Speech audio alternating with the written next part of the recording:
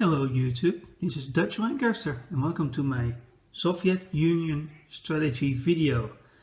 I am saying Soviet Union because it's technically I'm not being Mr. Smarty Pants here, but Soviet Union that's the official name of the country.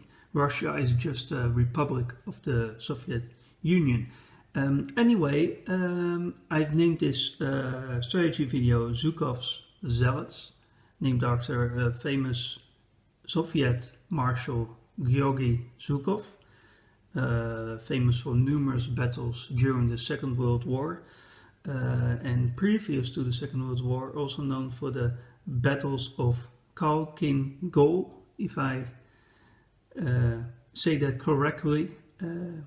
He formed the first Soviet Mongolian army group and kicked the hell out of the Japanese army using numerous tank strategies.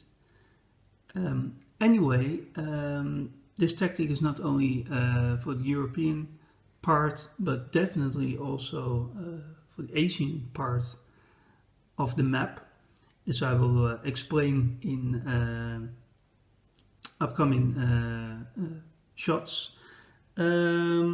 Okay, I will talk with you step by step, explaining my moves and purchases for each round. Apparently it's highly dependent upon the movement of the German army and Luftwaffe. I will get back to you with the first round of the Soviet Union. Welcome to round 1, and before I start with the Soviet Union, let me show you one of the things that Germany could have done. I'm gonna assume they are putting some of these U-boats, maybe put 2 of them in sea zone 110, putting a U-boat in sea zone 111. Maybe adding a battleship and moving into France with a lot of pieces, maybe Normandy. They won't attack the Soviet Union, that's an assumption on my part, and they won't be buying a destroyer, which is also important. So let me set up the pieces for Germany, and I will get back to you with the Soviet turn 1. So at the beginning of the Soviet Union turn 1, yes, we are getting there. I just wanted you to show the movements of the German forces, which is important when you considering the front here. As you can see, there were no attacks done yet. I don't think it's a good strategy for the Germans to attack straight away in the first round. Of course, you have to mix it up, but I don't think it's a good idea on their part. They did buy a carrier and 2 transports, just to go for either a sea line or a fake sea line, as shown in those wonderful videos recently by Young Grasshopper. So they did take France and Normandy, leaving all the fast movers there. They took Yugoslavia, and obviously they went into Finland and Bulgaria to strengthen those forces. I believe they gained something like 69 IPCs. One thing I forgot to mention is that I only set up the German forces on the European side, apart from the Soviet Union, of course, and I only put some forces of the Japanese and the Chinese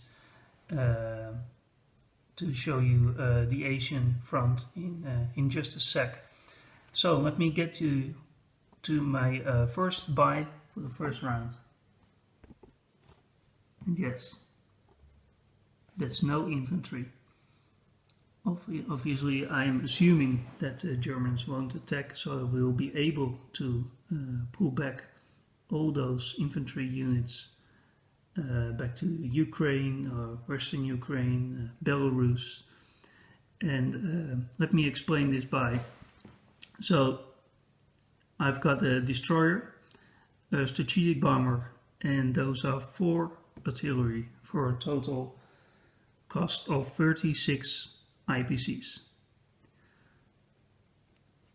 The strategic bomber, I will be placing that in Novgorod, and the destroyer will be placed in C-Zone 127. 1 artillery will also be placed in Novgorod, and 3 artillery will be placed in Ukraine. As for the strategic bomber and the destroyer is to make safeguard C-Zone 125 to be able to get a national objective for the Soviet Union, having that C-Zone clear of enemy warships. So that includes U-boats, and to get rid of U-boats you have to get a destroyer. I think it's a good investment. Also with that destroyer you can block the sea route going to Novgorod if the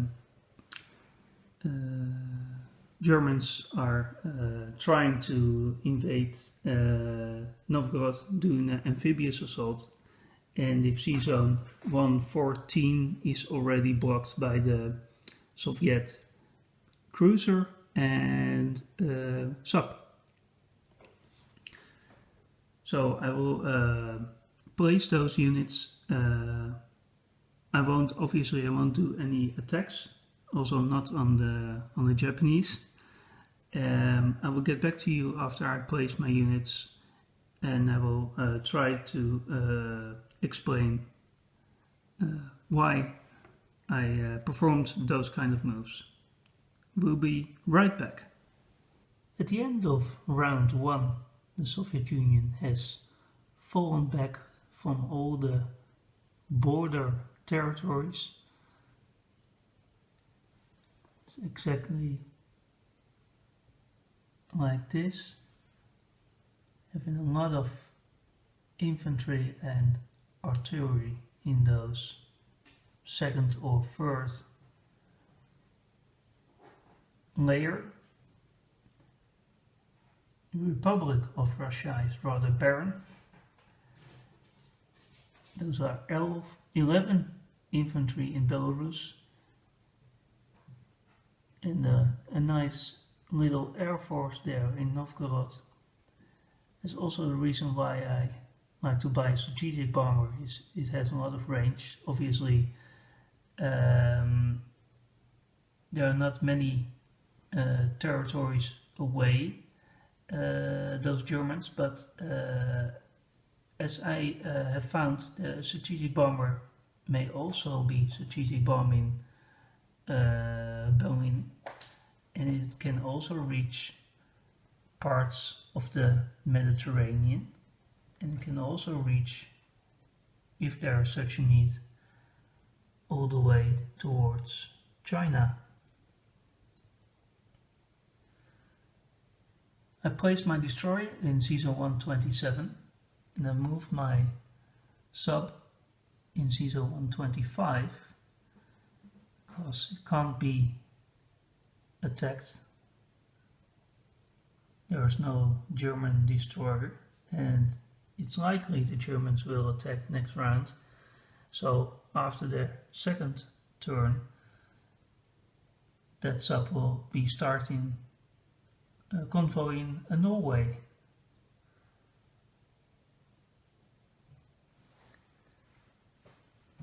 One thing I like to do is getting these fast movers to help China. Of course, there's another option for those fast movers is taking Iraq, but I think it will simply take too much time, and those forces will require a little help. They do have the odds against 3 of those infantry, but well, what if they have the first bad round of rolls? Then you're kind of stuck with those mechs and tanks. So I think it's much better to help the Chinese this way. As for the Japanese and Soviet front, this is what I like to do. Those infantry starting from what's that? Buryatia, they will still take 1, 2, 3, 4, 5, 6 turns before they're into Russia. By that time, either Soviet Union won't need those infantry, or Germany has already taken the capital. But still, it is an option, and what I like to do is get Japanese player thinking that I'm leaving towards the capital. But in fact, I will come back next round with those 12 infantry and those 2 anti-air guns into Amur, and show a little force, try to get the Japanese player to hold those forces in Manchuria. Otherwise the Chinese won't have a chance, and if there's an option, just take Manchuria or Korea. Become a menace. So I will get back to you at the beginning of round 2 for the Soviet Union. At the beginning of turn 2, the Germans have moved up to the border, taken some territories, Bessarabia, Eastern Poland and Baltic states. In this example, they moved that carrier fleet to Gibraltar and taking Morocco as well, helping Italy in the process.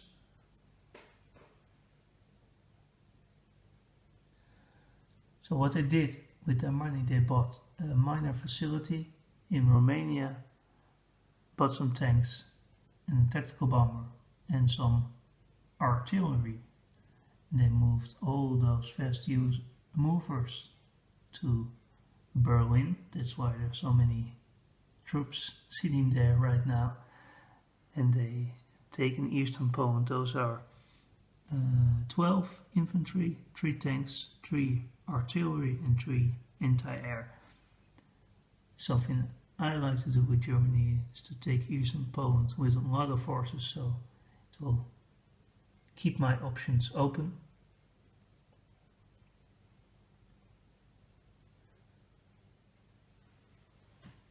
So this is my buy for round 2. Again, not a lot of infantry. I'm still spending a lot of IPCs on fighting capabilities instead of defending. This is 1 tactical bomber, 1 tank, 4 infantry and 3 artillery, for a total of 41 IPCs. In the first round I had 1 IPC left, and getting the NO for Archangel will get me 42, so that leaves me with 2 IPCs if I'm not mistaken. The tactical bomber and some infantry will be placed in Novgorod, and tank and artillery and 1 infantry will be placed in Ukraine and the rest will be placed in Russia. So I will do my moves, and I will get back to you at the end of turn 2. At the end of turn 2, Soviet Union took back Bessarabia and Baltic states,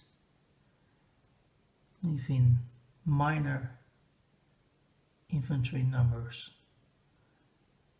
at those territories, as well as in Belarus and Western Ukraine. I've pulled everything back to Bryansk and Smolensk, despite having said that I put my tactical bomber and some other troops in either Novgorod and Ukraine. I decided to put my tactical bomber and a tank in Novgorod, putting nothing in Ukraine, retreating to these tactical positions and putting some forces in Russia. The idea is to have those Pripyat marshes put into our advantage. Putting some forces in Bryansk and Smolensk, having a longer supply line from the Germans. And these are adjacent to Russia, so that's a small supply line for the Soviets. And now having 5 planes will give the Soviets some mobility to put in effective counterattacks wherever it is feasible.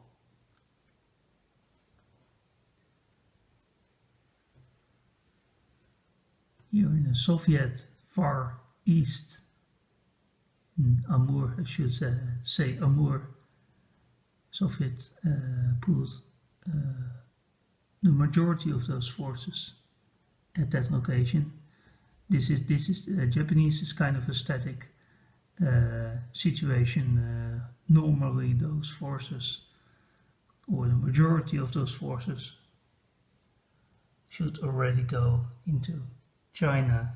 Japanese should take, well, let's say 5, 6, maybe 7 of those Chinese territories. So this is just an example that you can actually get a mechanical infantry and a tank at Yunnan at the end of round 2, or at its strategic position of Shenxi. Forces starting from Buryatia are now at Genesee, still 4 turns away from Russia, but seeing how this is going, I think they might make it in time. So I'll make my my final round, my final purchase for round 3, and I will tell you what the situation is. I must say, well, it is, if the Germans want to take the capital, they are sure able to. This is not some fancy strategy to block those Germans. It's just something else to do instead of buying infantry.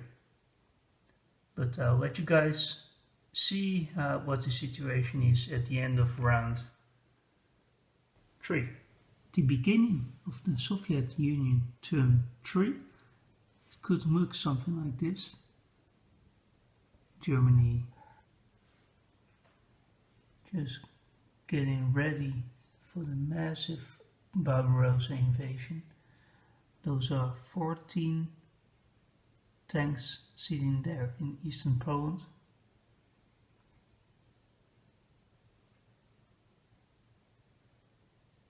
it is at this moment that Novgorod is very, very vulnerable, because Baltic states are taken with 7 infantry, so it's not easy to take back.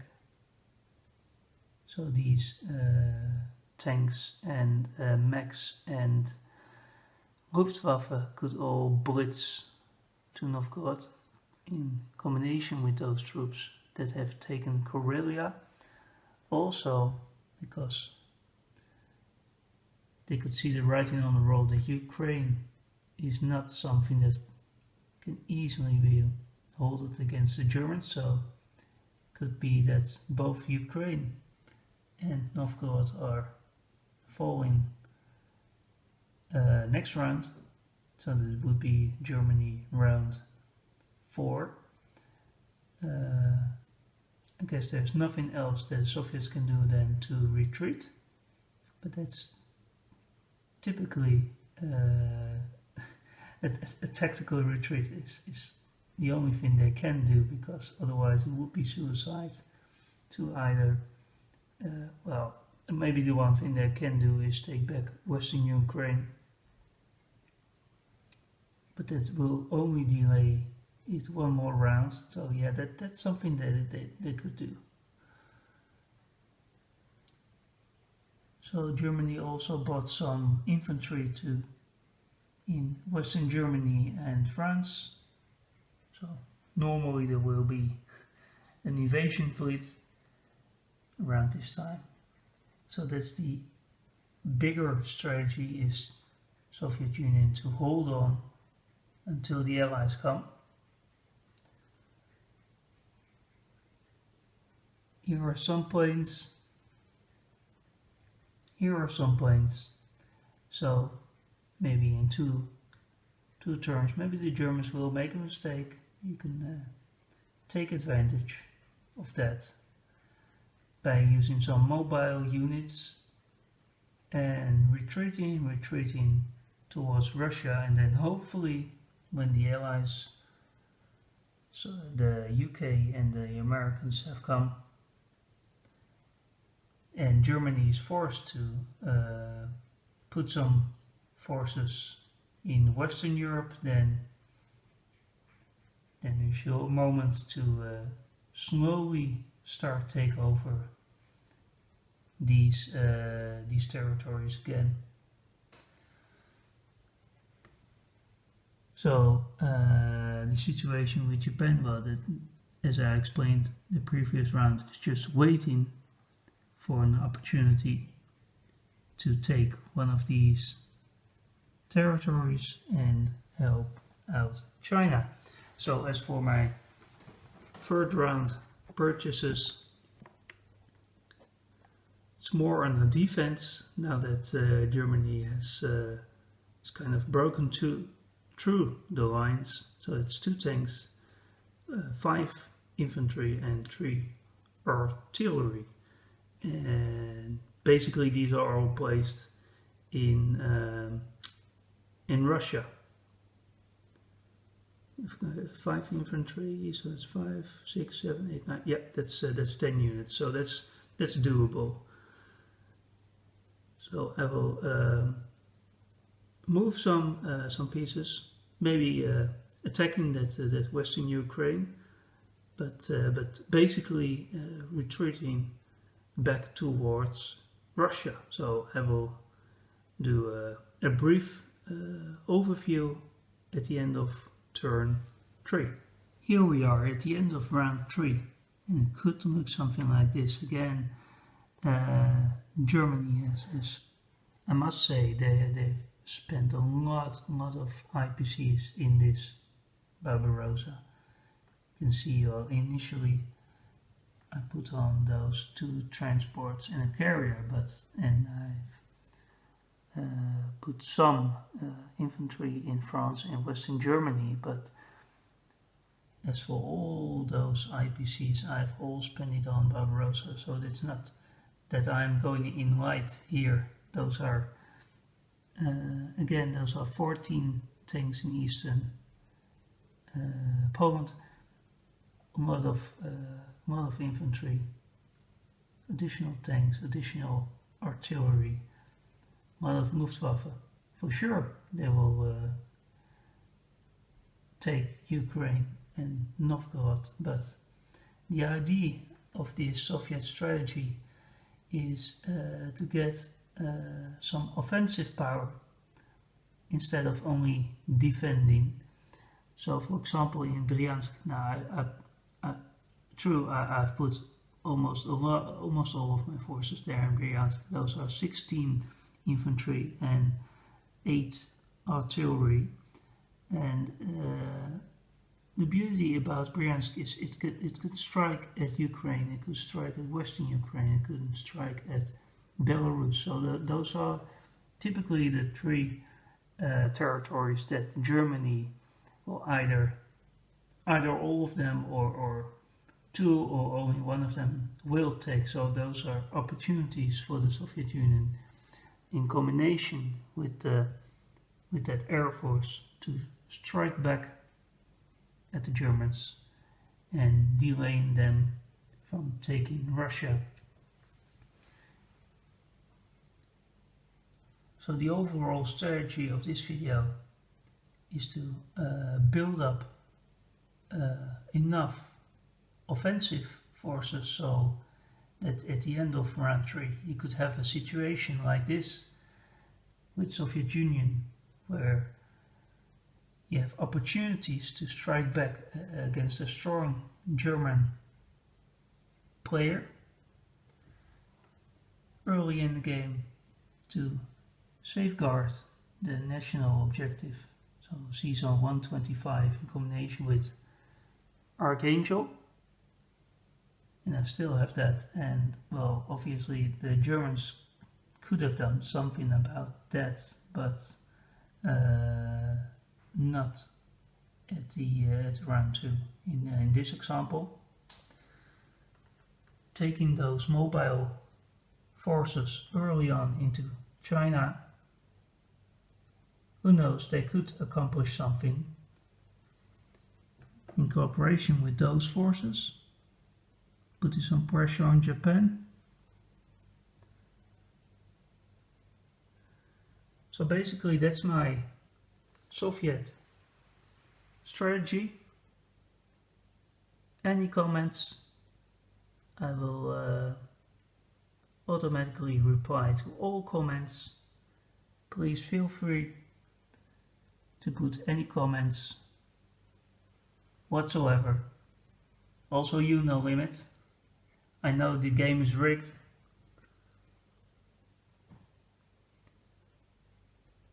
So please comment, subscribe. Thank you. Dutch Lancaster out.